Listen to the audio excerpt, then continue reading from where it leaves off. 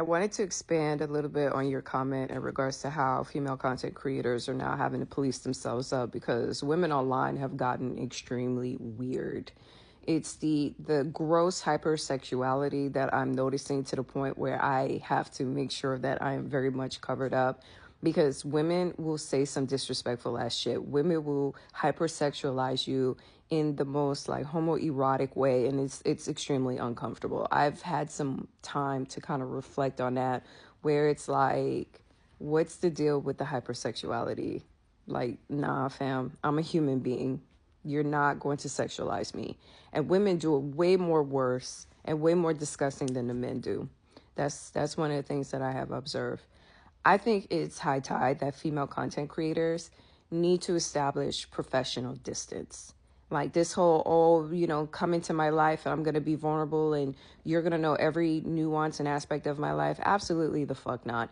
The internet is not a safe place. The internet is not a safe place. The internet is not the safe place. It never have, it never will. Like, I'm going to give you a perfect example. Sansa Ray, that poor girl will never get any type of grace. She will never, ever have a redemption arc because every time she puts out content, she is quickly reminded about, aren't you the chick that faked your death to get the attention of your married baby daddy because you decided to have a baby with a married man and you wanted him to leave his wife, but he didn't leave his wife. Like, every time she says something controversial, she gets reminded very quick. Very quick. She will never, ever see peace. She will never have a redemption arc. So this is why, like, all of these women who are posting extremely embarrassing things about themselves, whether they had an affair with a married man or they had a baby with a married man, whatever the case may be, it's like the internet has a very long memory and people are going to humble you mad quick. As I said, don't put shit out on the internet if you don't want it thrown back in your face. That's just my thoughts and 2 cents. I don't believe in being vulnerable on the internet. Folks are so thirsty for authenticity because they don't have real friends. This is why I've said in the previous video that there's no such animal as a male loneliness epidemic. It's actually a female loneliness epidemic because I can count on my fingers and my toes how many women have come up on the internet crying about how they are turning 30 and they have no friends, how alone they are. Go over to Reddit. I'm so lonely. Nobody wants me. The number of times that we've seen videos of women talking about, I'm so ugly and nobody thinks that I'm pretty. I've never seen a man make a video about how he's lonely. Never.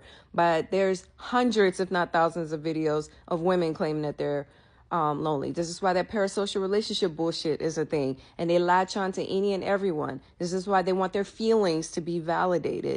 Because it's an obvious indicator that they have no real friends. This is why they sit there and post some of the most embarrassing things, like they have some type of degradation kink because they are so thirsty for attention.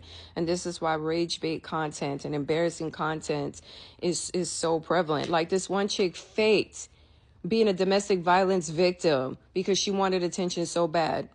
She led the internet to believe that a man beat her ass. Come to find out, she was popping at the mouth to the wrong chick, and she fucked around and found out and got her ass beat by a chick. Not a lover, not a friend, but a chick that she was being mad disrespectful to. And then, in the same breath, posted that video, and then the very next video talking about, when they do something, believe them the first time, domestic violence awareness. Bitch, that wasn't domestic violence. That was you writing a check that you could not fucking cash. And so now you want your feelings validated and you come up with this whole lie talking about you're a victim of domestic violence when in actuality you want. I'm the type of person that if you post some bullshit like that, I'm going to go through your videos and watch just to gain more context and clarity. And it's gotten to the point where it's so bad when women come up on the internet talking about they're a victim of something, I immediately do not believe them. I don't.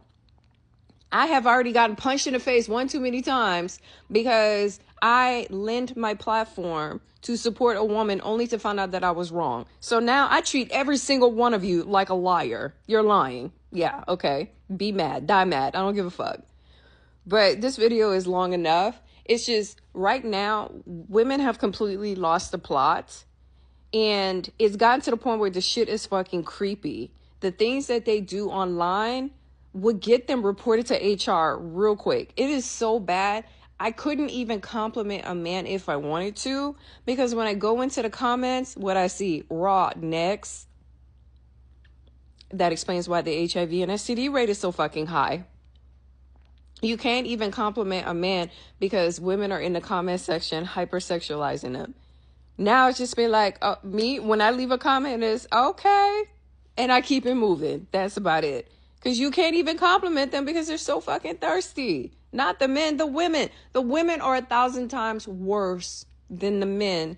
When I get complimented by a man, it's like, hey, I just want to say you're very pretty. No disrespect. And I'm like, nope, there was no disrespect taken. Thank you very much. But when a woman does it, is damn, the yitties are yittying. Bitch, the fuck? You say that shit to me in person, especially in a work environment, I will report you to HR. It's gotten to the point where it is so weird and so awkward. I would feel extremely uncomfortable being in a locker room changing clothes, concerned if a woman is going to come up and touch me or say something grossly inappropriate. That's how bad it is.